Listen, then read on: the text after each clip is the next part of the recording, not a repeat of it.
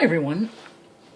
I'm just doing an addendum to the RandIntNoRep function. If for some reason that isn't working for you, it's the easiest function if it works for you, but of course when something doesn't work, it's not easy. So I'm just going to show you a couple other options. The goal here is just to generate some numbers randomly. That's all it is. So again, you probably would want to seed your calculator. That'd be nice, so you can watch that video and see how to seed your calculator. And that's just to start it at a different point so that we don't get the same numbers. But let me just show you a couple of other things you can do if RandIntNoRep doesn't work. So you're going to go to Math and then Probability. So you're going to go to the right like this with your right arrow key. And let's say you just choose number 5, RandInt. And I scrolled down, but you didn't have to. You could have just pressed 5. And here too, we could say I want a number between 1, 300. So give me any number between 1 and 300. Press enter.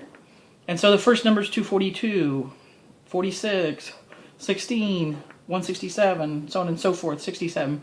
Now if I get repeats, throw them out. Just take the next entry. So I haven't gotten a repeat to show you that. But let's say I had 20 and 20 again. I would only use one of them and just press enter again and get another entry so that I could create my own no repetition by just throwing out repeats. But let's say you even have trouble with this function. Then what can you do? Well, you can go to Math, Probability again, right? And here's number 1, Rand. Now Rand, you don't even have to put any inputs. You choose it, then start pressing enter. And what it does is it gives you a decimal.